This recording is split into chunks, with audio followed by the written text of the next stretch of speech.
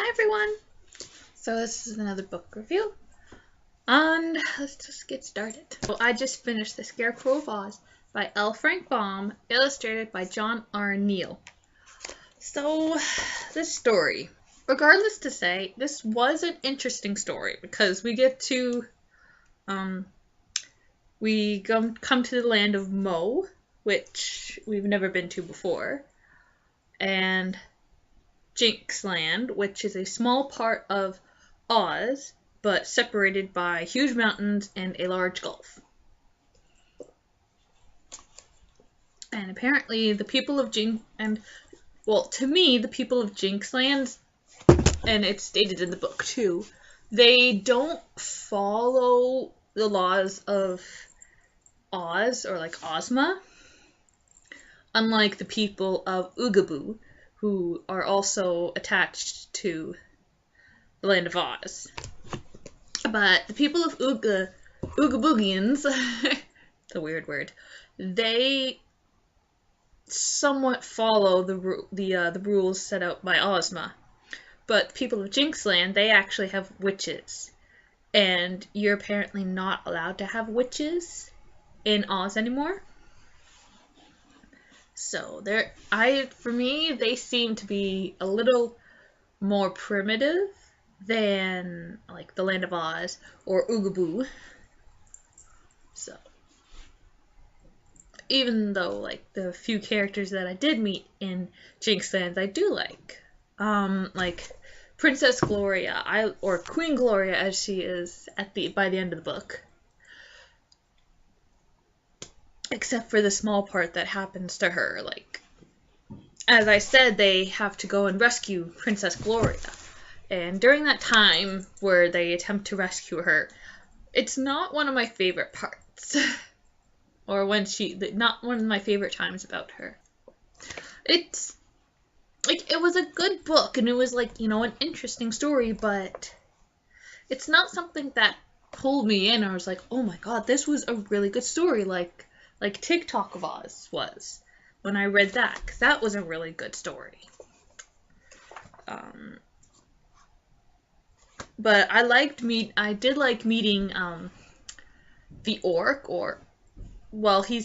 they call him Orc, O-R-K. He's a really funny character. Like, he's a bird-like character.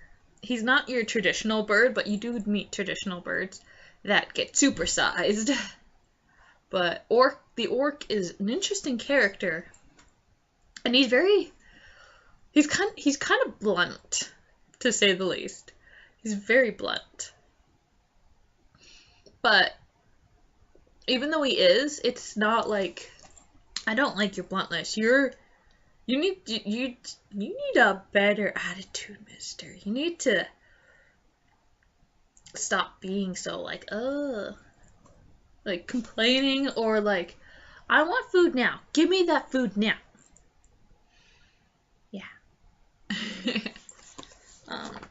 Though meeting Captain Bill and Trot is a really weird word for a name. But they were really nice characters. I liked meeting them. And for some reason, like the beginning chapters when they get trapped by the whirlpool and trapped in a cave and have to find the way out, that seems vaguely familiar to me. I can't remember if I read it from this or if it was from like something else. But that little scene, like the first how many chapters was it that they were there? Like the first 4 chapters. Oh, excuse me. When I was reading them, it sounded like vaguely familiar that I read it somewhere else. Did I not like anyone? Well, I know I didn't like the second person they meet, and it's when they come out of the cave, or when they're underground. They meet this next person, and I don't like him. He's not very nice. He's very negative. And like okay, so basically I think what he really is like an opposites man. So like, if you're very positive to him, he will come back as like a very negative person. But if you're very negative, if you're in a negative way, he will come back in like a positive way, which is so really weird. Yeah, they get okay. There's 1, 2, 3. They're in like 4 places. Like first, they're in California because she does mention that Trot lives in California. Then they're in a cave, which is actually underneath an island, because when they come out of it, like they come out of a hole onto an island, and then you find out that they're on an island.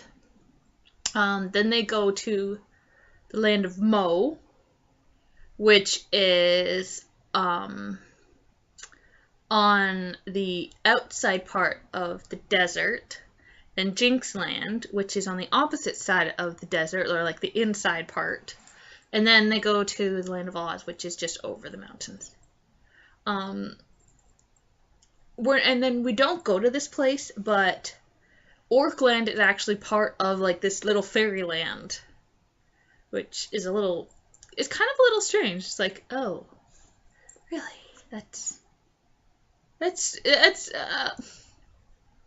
That works. But I guess because Orkland, and you have a bunch of orcs, and it's a bunch of talking birds, and they're very strangely shaped birds, like...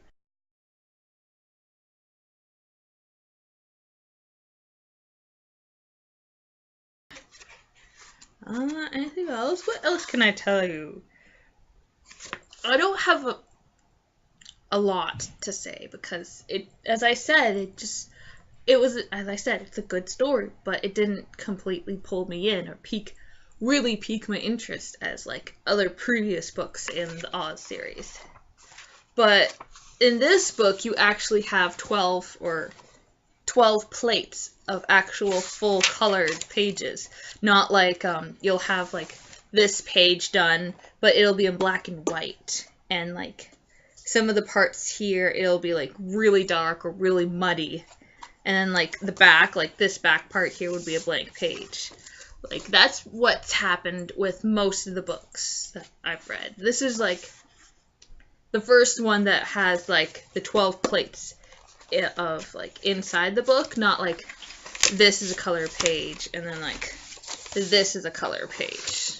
Where that was in the Patchwork Girl of Oz.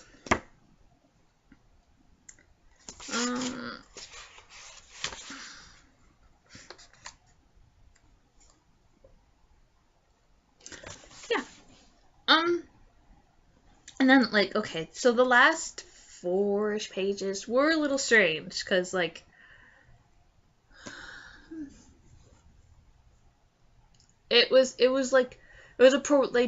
once they got out of Jinxland and they fixed it all again, there's no more evil there.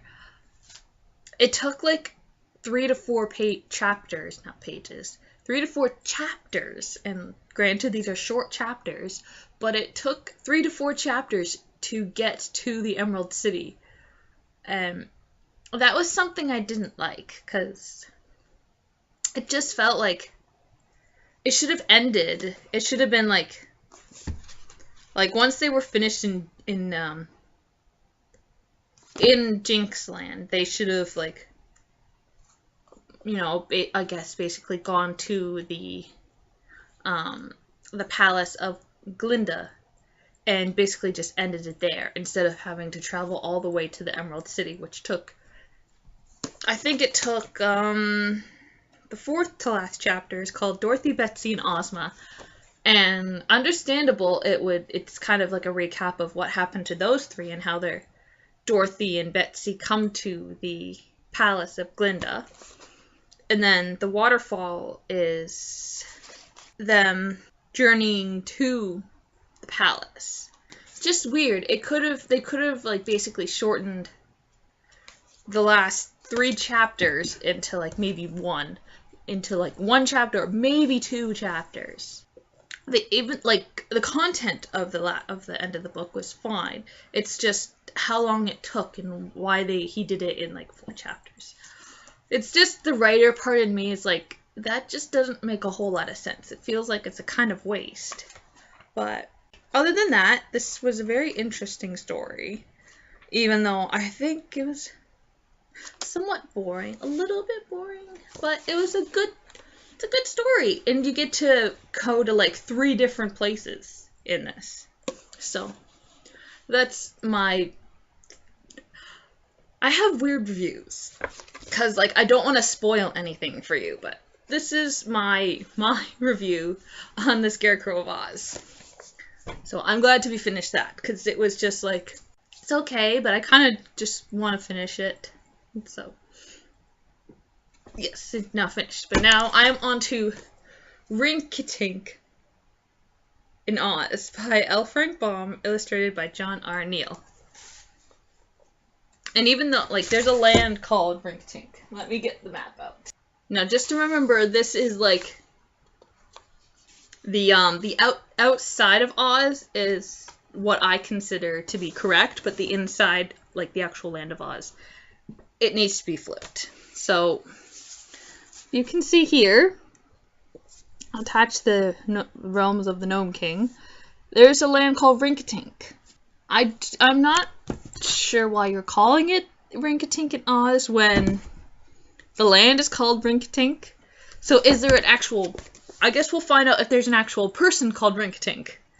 And it's named after, like, the Rinkitink family?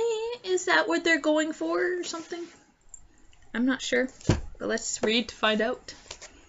Rinkitink in Oz appeared some years after the great success that L.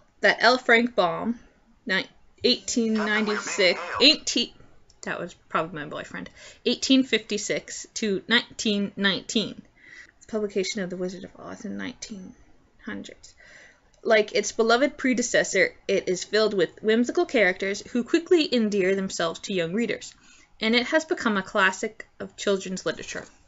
When the stout and jolly monarch Rinkitink arrives with his talking goat, Bilbil, on the island kingdom of Pinagri, he soon finds himself caught in the middle of a war between Pinagri and a neighboring kingdom.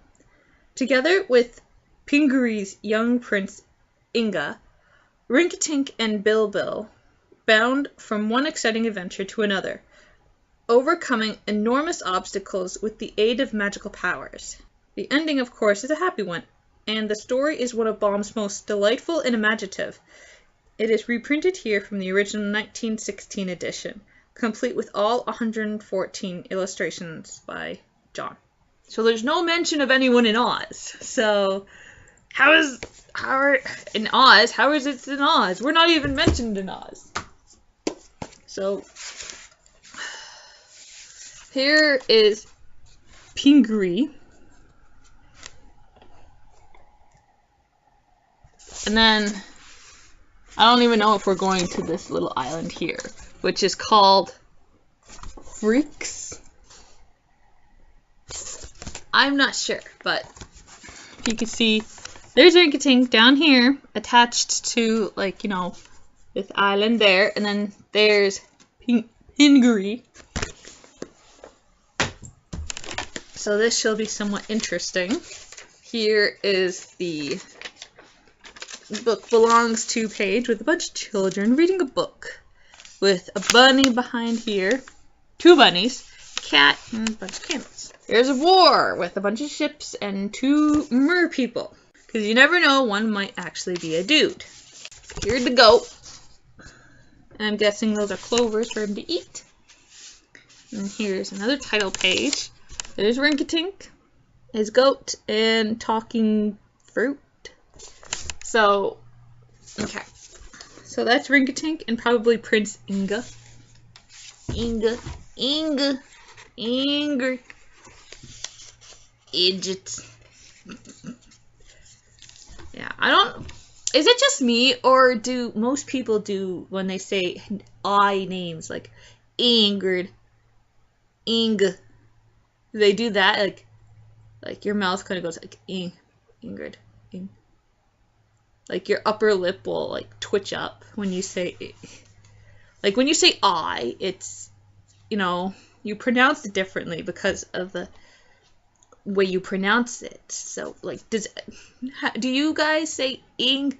Do you notice this going on, or like the way your tone is like, in, in, in, in, in, in. I can't say Ingrid without doing Like just do in. My lower lip goes down, but when I say Ingrid or Inga, my upper lip will go up. Does that happen to any of you?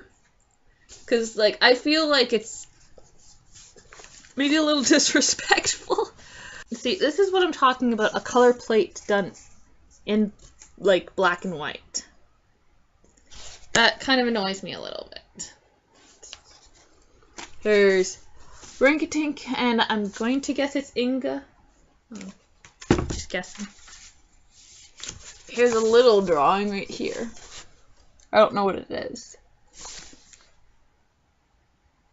But it's cannon fire, basically. To my new grandson, Robert Allison Baum.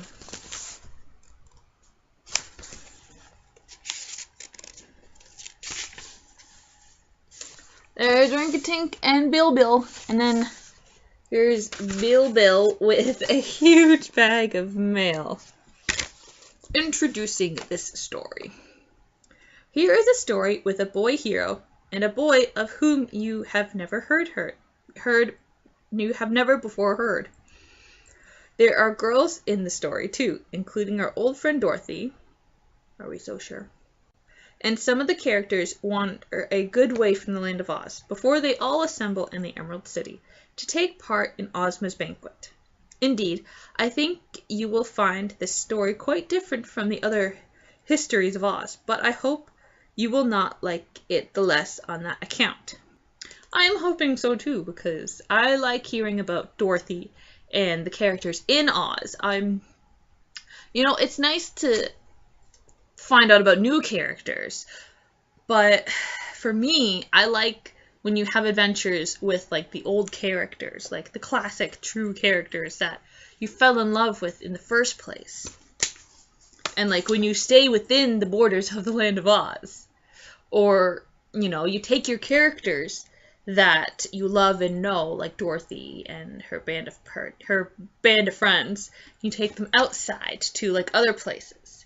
But when you introduce like new characters as like the hero people, like Ringatink and Prince Inga, I think it doesn't get me really into the story. I think that's what happens to me.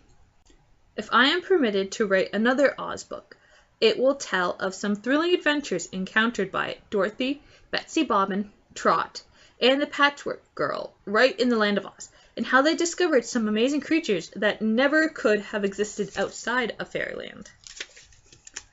I have an idea that about the time you were reading this story of Ringatink, I shall be writing that story of Adventures in Oz. Don't fail to write me often and give me your advice and suggestions, which I always appreciate. I get a good many letters from my readers, but every one is a joy to me, and I answer them as soon as I can find time to do so. L. Frank Baum, Royal Historian of Oz, Oscott at Hollywood in California, 1916. Here's a list of chapters with a random person who is attempting to paint. Dope. Kibosh. I don't know what that means.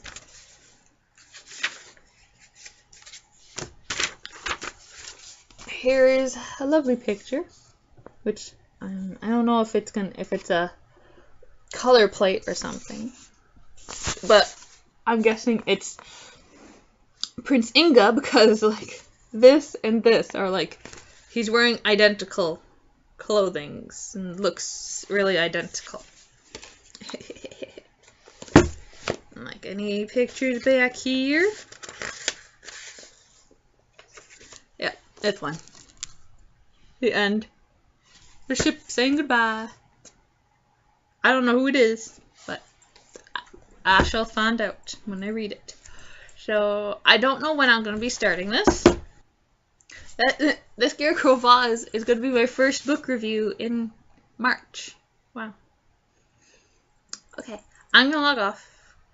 Not really log off. I'm going to say goodbye because I need to finish continuing to finish watching Ashley's, like Ashley Elizabeth. If I'm going to link that down below because I'm saying it. I'm going to link it down below because I'm watching her blogs right now. I usually watch vlogs before I watch the actual main channel. And I'm going to play some games before Manny comes over. So I will see you all in my next video. And it might just be an unboxing because I have stuff coming in on the 3rd, which is a Tuesday. So it says it's estimated to come on that day. So we shall see. But if not, I will have a little haul because I have to get some things tomorrow. I have to get a card and I have to see about getting my face wipes because they didn't have it at my superstore. I'm gonna see about going to a normal Walmart store. So goodbye, everyone.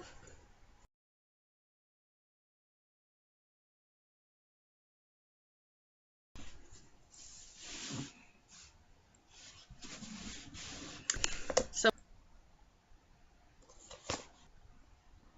um so